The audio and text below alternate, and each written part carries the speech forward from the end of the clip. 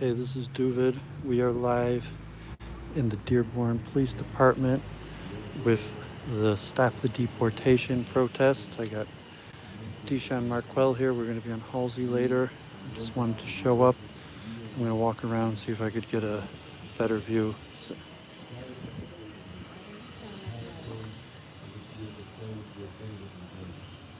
Not opposed your anger, nor those who have been led astray. Amen. With that, I'd like to call up a bright young sister in our community who's also an activist in her own right. And she can tell her story about how her father was ripped away from their family and deported back to Cote d'Ivoire, or the Ivory Coast, which is in West Africa.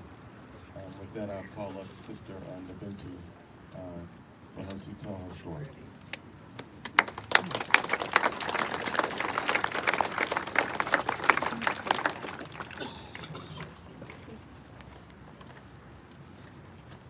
رب اشرح لي صدري ويسر لي أمري واحلل عقدة من لساني يفقهوا قولي.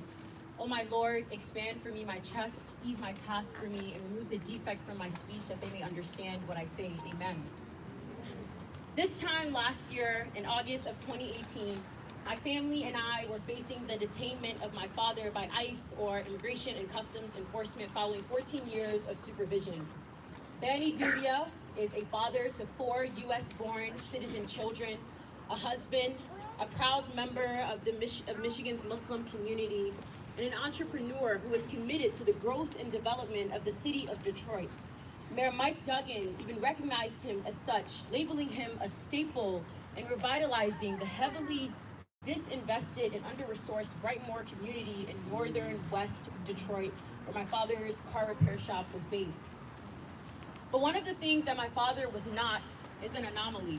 In fact, his story was one from a collection of hundreds, if not thousands, that my Black immigrant community has seen not only here in Michigan, but across these United States for nearly a decade now. But with this administration, we have seen exactly what Van Jones described on Election Day as a white lash. The occupant in the White House, as Representative Ayanna Pressley so eloquently labeled him, has been nothing short of intentional about making this statement loud and clear, that the white supremacist agenda is what will be upheld. So we stand out here together in front of the Dearborn Police Department to say no. Not because we will act as though this isn't the America we know, because we will not engage in the erasure of the historical narratives of enslaved Africans and their descendants, our African American brothers and sisters. We will not act as though we have no knowledge of the fact that we are literally standing on stolen lands right now. And we will not act as if our country's greatest adversity has always been its own inability to face its own sins. In fact, it is August of 2019 right now. It is August of 2019 right now, and the topic of reparations still makes some people uncomfortable. I make mention of these because we must know that these struggles are not separate, but that they intertwine. That yes, my father is a national of Cote d'Ivoire, West Africa, but that the minute he stepped foot on these lands, he became a Black man in America who happened to have been undocumented, so he was more easily able to be funneled into the system of mass incarceration that Michelle Alexander refers to as the new Jim Crow. Detention is not an exclusive topic. So when the Dearborn Police Department chooses to join ICE in its racist efforts to go after communities of color, they choose to take part in the mass policing and mass incarceration of Black and brown bodies. Let it be known that the conversation of immigration was never about illegal status.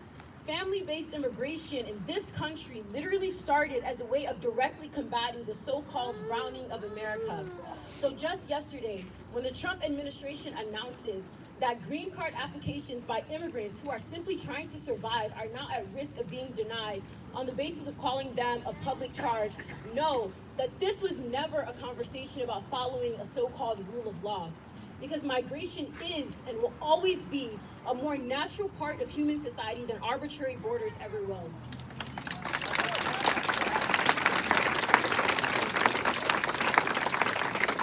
I began today with the supplication that the prophet Moses did centuries ago as he prepared to confront Pharaoh. The prayer is a reminder to myself, as well as each and every single one of us here today, that the stance against oppression and injustice was, is, and will always be not only a communal obligation, but a religious one. So we continue to fight back, shouting at the top of our lungs that this administration closed the camps, no Muslim ban ever, and that immigration is a Black issue. Not because this isn't the America we know, it is, but because this is the America that we refuse on our watch. Thank you so much.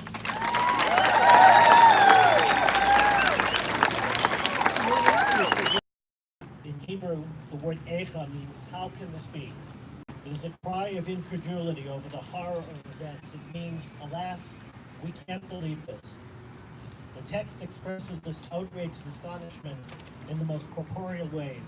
We lament, we ache, we churn with grief, we roll with anguish.